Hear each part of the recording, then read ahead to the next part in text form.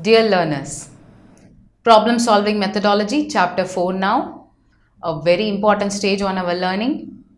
We will be dealing with the 12 steps of problem solving methodology one by one.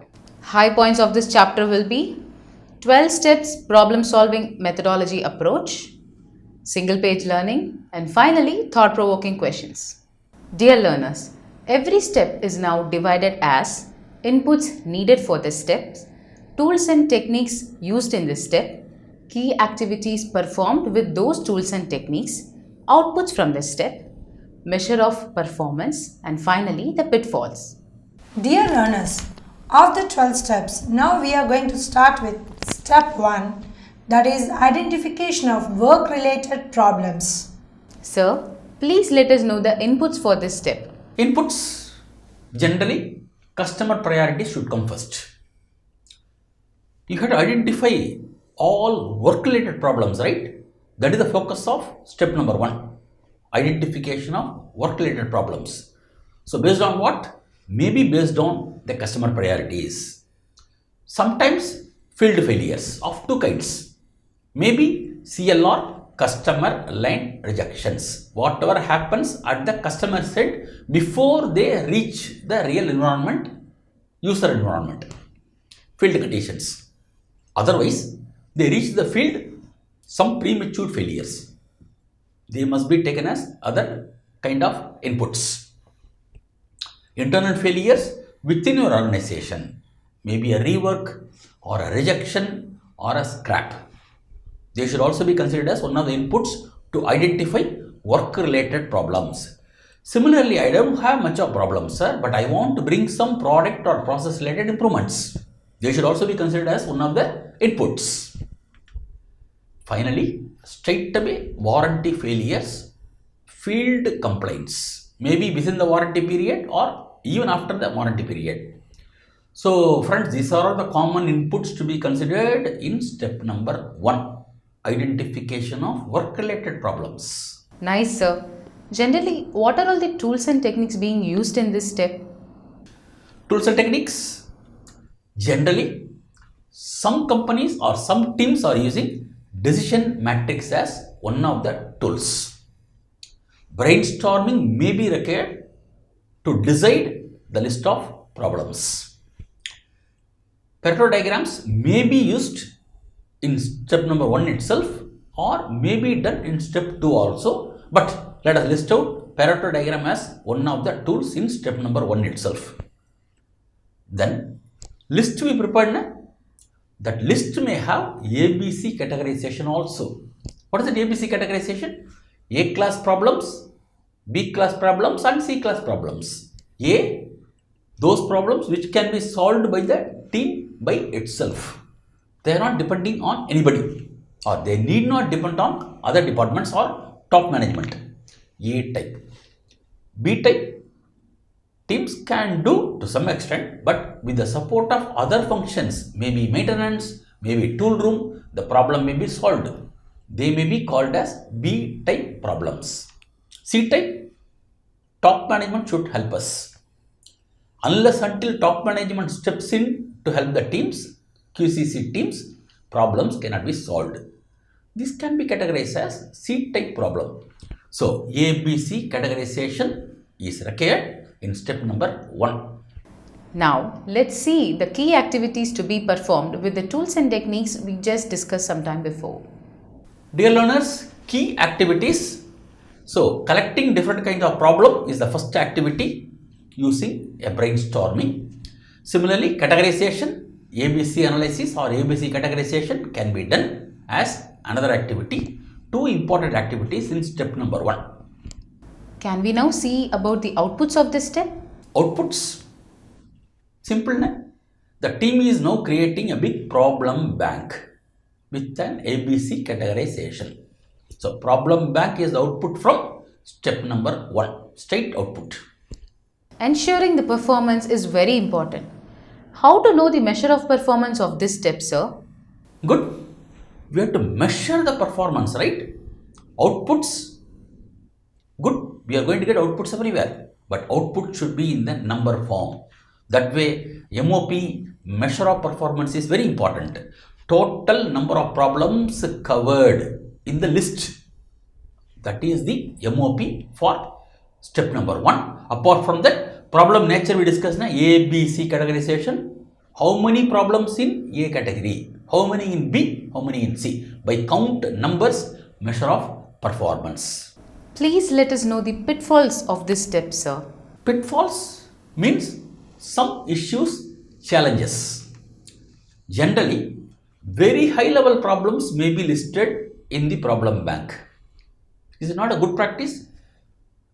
Don't miss out anything. But if the teams are selecting in the initial stage high level problems, complex problems, they may not be in a position to sort out. That may create some mental agony in the teams. So this may be called as one of the pitfalls.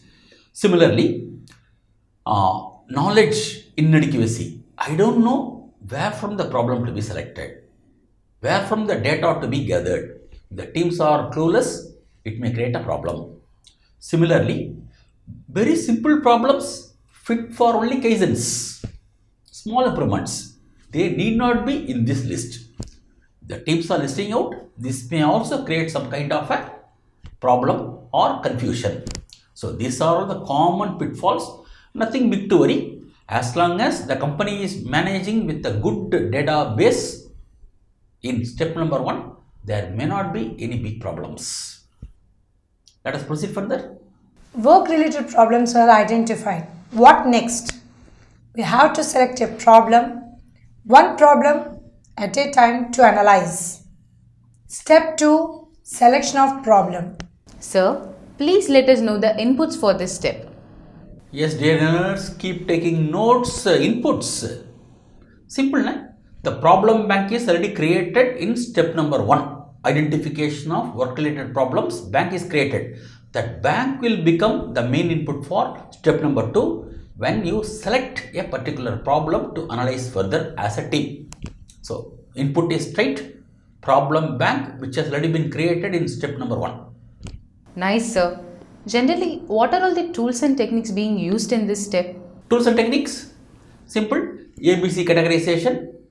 Had you done it already in step number 1? May not be required. Otherwise, yes, must.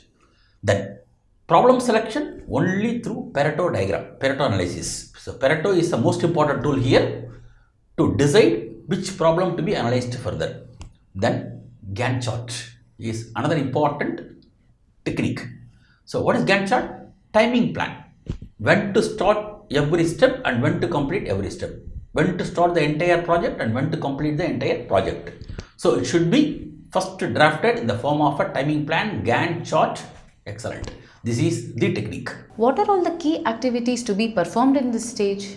Key activities. So, identify the significant problems which are arising out of the Pareto diagram. Right. Then, a project timeline to be prepared, right? That project timeline, timing plan itself is one important activity. Create a very clear timing plan for the problem which has already been identified. Can we now see about the outputs of this step? Dear learners, outputs. The list of significant or vital problems is one output. Of course, the team must have created a project timeline, Gantt chart, that is another output. How to measure the performance? Simple. How many problems are on the top of the list? That is one indicator, one measure of performance. Similarly, what are all the main contributing factors through which the company is suffering in terms of quality issues or productivity issues or cost level issues, maybe even safety. That list counts or another contributing factors and another MOP, measure of performance. Of course, roadmap is another MOP. How roadmap is an MOP? Roadmap is having start date, finish date, target by numbers, another MOP, measure of performance. 3 important MOPs in step number 2 when you select a particular problem to analyze. Dear learners, the timing plan will be looking like this, covering all 12 steps. Then when to start, when to end. Plan, only plan, Please see carefully. A for what? Actual. When the particular step is completed, the actual row to be filled by the team members. So it's a good practice to have plan versus achievement in one particular timing plan. Even in APQP also they use a timing plan when they come out with a new product development. Fine. So every team should come out with a timing plan with clear-cut plan versus achievement slots. Please let us know the pitfalls of this step, sir. Nice. Pitfalls, some challenges. Late identification would become a big challenge. The team may identify some quality issues, product level losses, quality losses little late. Then they have to again change the list of problems. Then what? So already I have selected some problems for analysis. Stop, bring out this as the new problem to analyze. This may become a challenge. Then it is not that only organization's mistakes will make the organization to suffer. Maybe because of the suppliers also.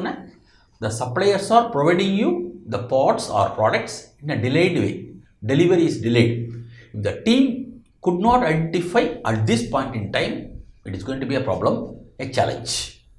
Similarly, third one is most important, health related regulations. What is the meaning for the regulation? Legality, government norms. Across the world, everywhere there are so many norms are being created in terms of health or even safety. The teams are missing out, it may create a problem at the later stage. So it should never miss out. Another challenge, pitfall. Similarly, there could be some technical process level failures not able to be surfaced at the beginning. Problems at the surface level, teams may not miss out. But one level down, process level, teams may miss out. They are missing out. Now, they may have to identify. Late identification may become a pitfall in this particular step number 2 when you select a particular problem to analyze as a team. Let us proceed further. Good. Dear learners, now define the problem. Step number 3 of 12 steps. Sir, please let us know the inputs for this step. Dear learners, step 1, we created a list of all the work-related problems. What happened in step number 2? The team has selected one particular problem. Now, the team has to define the problem properly. So, what are the inputs? Obviously, the previous step output may become input for the next subsequent step. That way, the selected problem is the input for this particular step. Problem is already selected. That is considered as the input for this particular step to define the problem properly, neatly. Here the importance comes, or the difference comes between problem source or stage versus problem intent stage. What is it? Where the suspected source of problem may arise. That may be known or may not be known. But one stage must be known. What is that stage? Where exactly the problem is identified as a problem. Maybe in the inspection stage, maybe in the testing stage. The team has to show that using a flow diagram like this. Please see here. The problem suspect stage may be done. Or may not be known at all. But problem suspect stage is one end. Other stage is what? Problem identification stage. That should be very clearly defined by the team. Here, the flow diagram they defined as 40. So, this is very important in this particular step. So, problem source stage, suspect stage. The other stage is problem identification stage. Sir, can you please let us know the tools and techniques that are to be used in this step? Dear learners, generally 3 tools are important, or tools and techniques. Flow diagram to show where the problem may have the source. The other stage is where the problem is identified using a flow diagram. Pie chart may be used or generally used to show the impact of the problem. The most important, of course, a bit tricky tool is 5W2H. What is that tool? This can be called as a technique rather. 5 W's: what, why, where, when, who. Then 2H. H, first one stands for how, second one maybe how many or how much. Why this is important? Using this 5W2H, the team can beautifully come out with the problem statement. That's why we recommend the teams to learn and use 5W2H. Now, let's see the key activities to be performed with the tools and techniques we just discussed some time before. Good key activities, as we know, problem and its occurrence to be shown. What is the problem and what is the level of occurrence? Similarly, we have to highlight the problem and the area from where the problem is selected. Very important here is bringing out okay and not okay samples. Why it is important? Sometimes or some places I have seen the teams were not able to express the problem clearly, but using a sample one can easily understand and communicate to others what exactly the problem. The difference between okay part and not okay part is the problem. So it is better and a good practice to have okay, not okay samples here. Similarly, the working function of that particular part which is creating the problem should be clearly defined. What way the function of the end product is affected because of the problem of the particular unit or maybe a component. This has to be very clearly shown now. What way it is creating an impact in the outputs. Good. So these are all the key activities in step number 3 when you define a particular problem. Thank you, sir. What are all the outputs of this step? Dear learners, outputs, whatever data collected in terms of occurrence of the problem is one important output. What kind of effect it is creating? Is it creating an effect at the customer's place or in the field or internally within the organization? The effects to be defined clearly. And where we are going to target. What is the target element? Which is the problem? What is the impact of the problem? How or to what extent the level is going to be reduced once the problem is solved?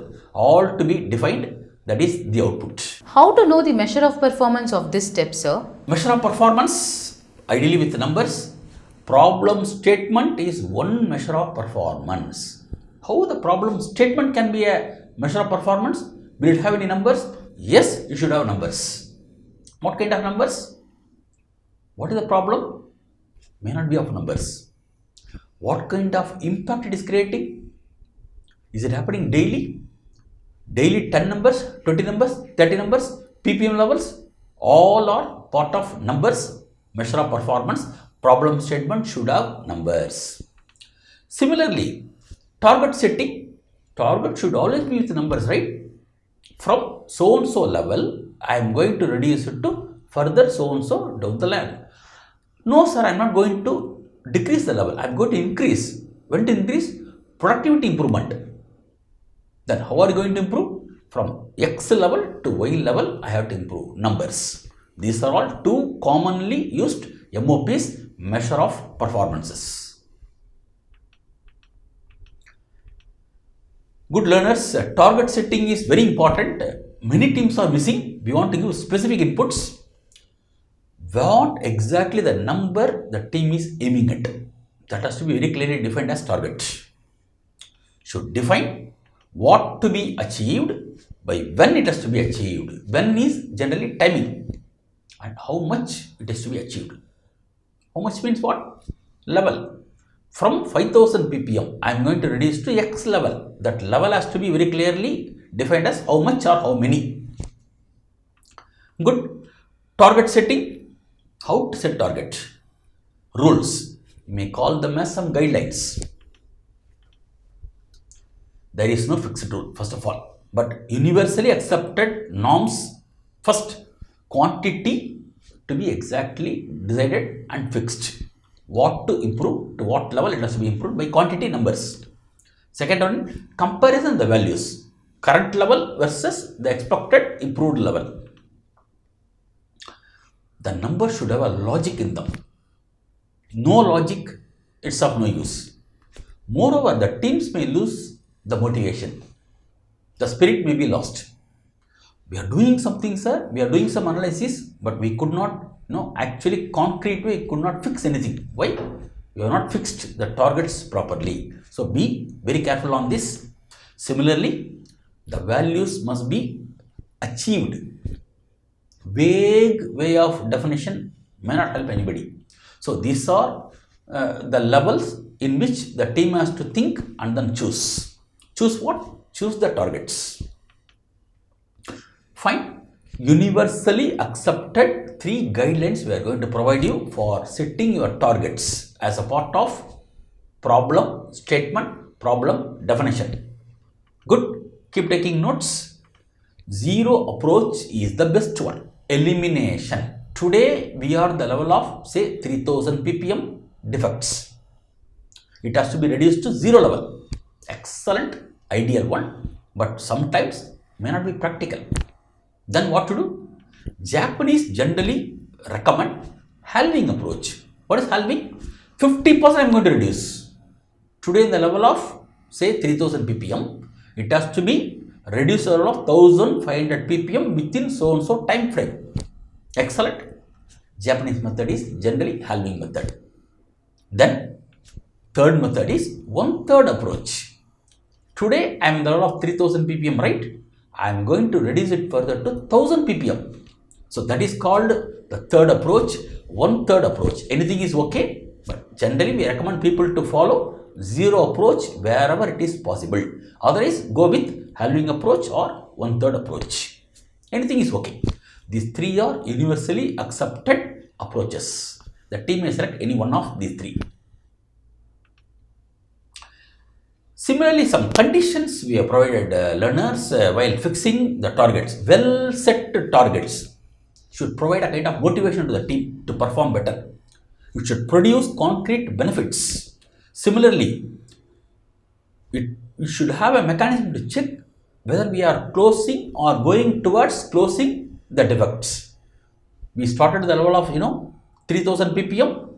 After 1 or 2 corrective actions, we achieved 1000 ppm. Then we are marching towards 0 ppm.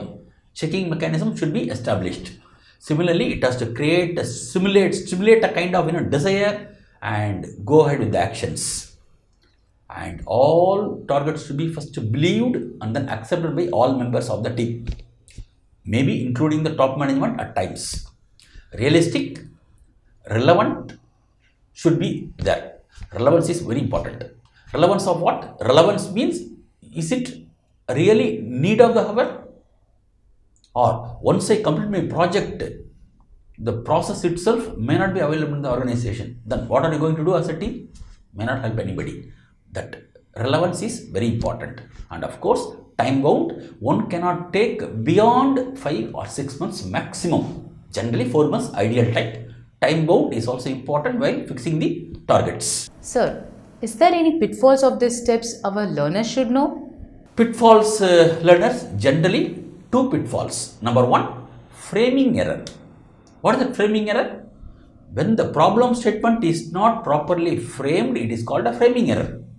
It can be very easily avoided. The team is following the technique called 5W2H. Second error, possible error, pitfall is focusing error. How to decide the target? We created very good guidelines, 3 guidelines. The team may follow any of these 3 guidelines. Thereby, the pitfalls of step number 3, define the problem, can be very easily solved. Let us proceed further. Step 4. Let's analyze the problem now.